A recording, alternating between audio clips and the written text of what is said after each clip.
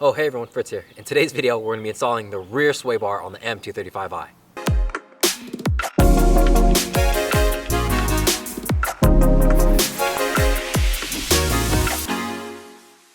Now, if you're new to the channel or if you've been following along in our video series in which we're installing the front and rear sway bars as well as upgrading the end links here, congratulations, because you made it to the last installation video of the rear sway bar on the M235i.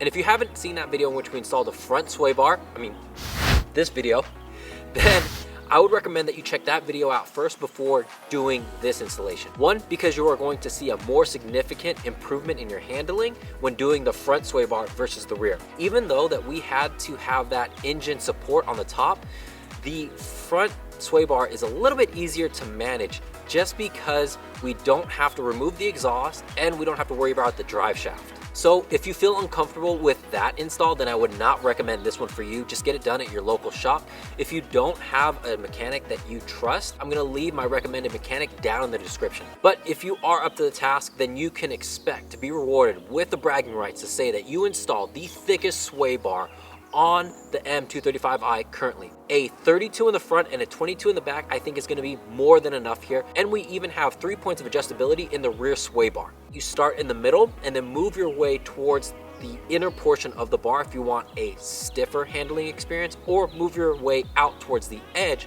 for a softer steering experience. Now, for those of you who are willing to install the rear sway bar on your BMW, the first thing that you need to do is measure your suspension at ride height from the center of the wheel hub to the bottom of the fender. It'll be more important towards the end. Then remove your rear wheels and remove the 2 bottom splash guards that are held in by 4 10mm nuts. Then you can remove your rear suspension brace on the bottom, which is held in on the side by 2 T60 screws and 6 T50 screws in the middle.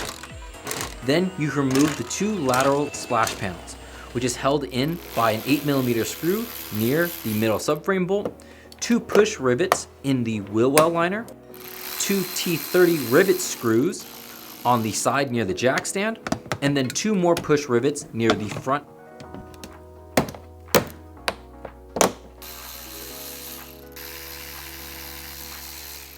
Then you can remove the wheel well liner, which is held in by various 10mm nuts and 8mm screws. Then you can start working on one side at a time here. First, remove the end links. If you have the stock end links, it's going to be a T30 counterhold and a 16mm nut. If you have the SPL parts end links, it's going to be a 17mm counterhold and a 15mm nut. Then remove the 18mm bolt that holds in the rear upper control arm and undo your ABS and brake pad sensors, and repeat this on the opposite side.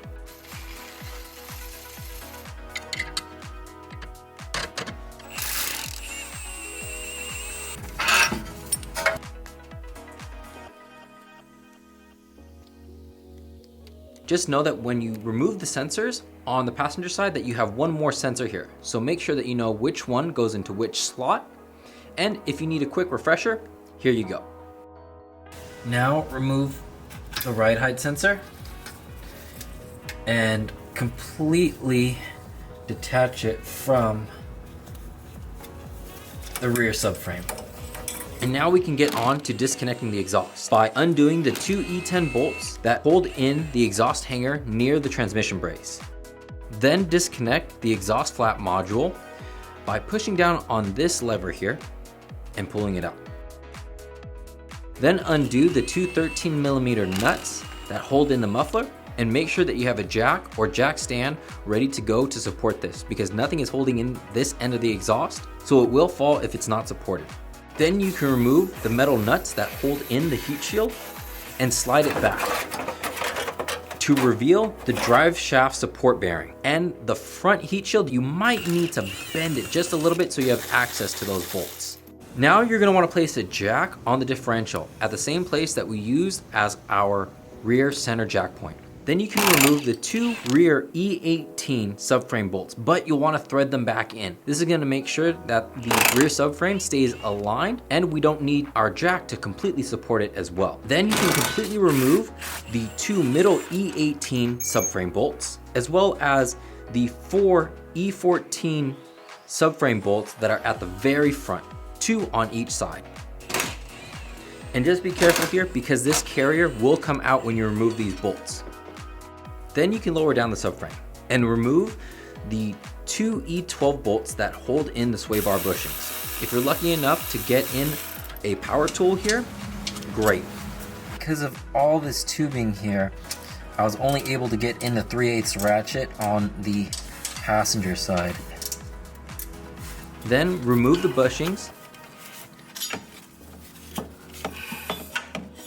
Then get the sway bar out from underneath the rear upper control arm. This is going to allow you to push the sway bar from the passenger side to the driver's side. Now what you'll notice here is that I didn't lower the subframe enough, but I was still able to get out the sway bar by bringing the sway bar towards the front of the car, pulling it all the way until I couldn't anymore, and then dipping it down and swiveling it back towards the rear of the car to pull it out the rest of the way. With the 2 sway bars out, you can see the difference here. Stock is a 15mm. And although Turner advertises this sway bar at 22mm, when I measured it, it came out to 23. So that's an 8mm difference. Not only that is that we're going from a rubber bushing to a polyurethane bushing. And of course, we have those 3 points of adjustability at the ends. Now when you're installing the sway bar, make sure that the hump of the sway bar faces upward to clear the hump in the car that you see here. And you're going to want to slide it on the rear portion of the hump all the way until you get past the portion of the hump that starts to come up. As soon as you've cleared that section, go ahead and slide it forward and push the rest of the way through. Then you're going to have to get the sway bar underneath the rear upper control arm again.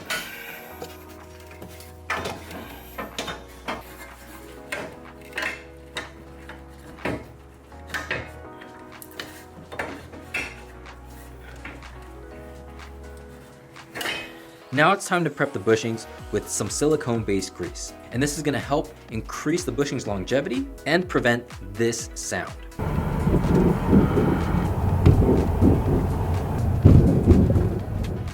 So to prevent that, we're going to apply a generous amount of grease here. And the reason why we're using a silicone-based grease is to reduce that sound, but also to prevent any swelling in the bushings as well. And right here, this is the amount of grease that you want here. Again, you want a generous amount here.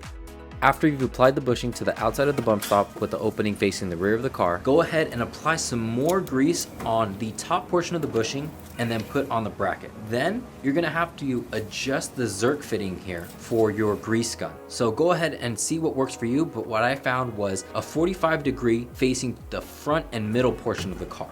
And that's applicable on both sides. Then go ahead and tighten down those E12 bolts to 20 foot-pounds here. And if the lube comes out like this, you might have a little bit too much. But right here on the passenger side is perfect. Then go ahead and raise back up the differential and tighten down the bolts. You don't want to torque them down just yet, but just make sure that they're all in.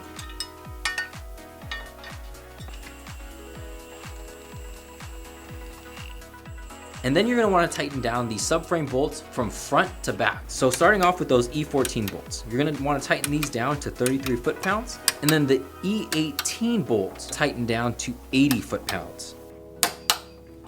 Then you're going to want to tighten down the drive shaft support bearing as well as the exhaust hanger to 14 foot-pounds each.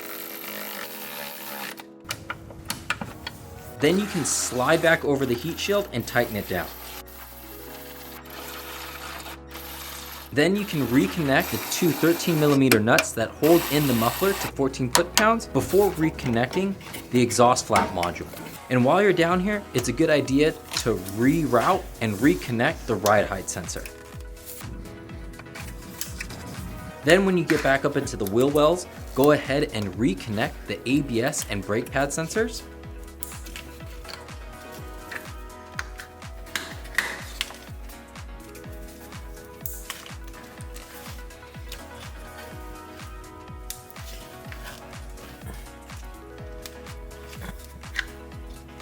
As well as reinstalling the 18mm bolt that holds in the rear upper control arm, but do not torque this down yet because we need to torque it down at ride height.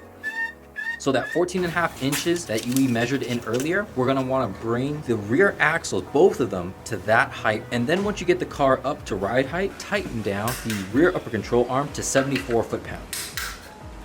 Then you can put back on your end links here, and you will need some adjustable end links here because we are not using the stock position anymore. So the SPL part end links go in at 30 foot-pounds.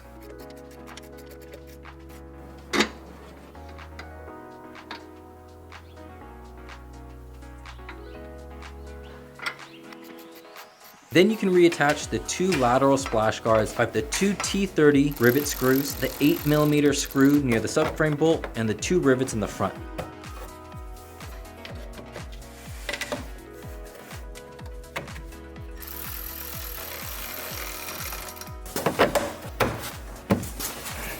Then you can attach the brakes. Tighten it down like your wheels where you're using opposite ends. And you're gonna wanna tighten down the fronts first at 15 foot-pounds, and then tighten down the rear T60 screws at 74 foot-pounds. Now you can put back on the wheel well liner and make sure that the 8mm long screws go along the edge of the wheel well on the outside.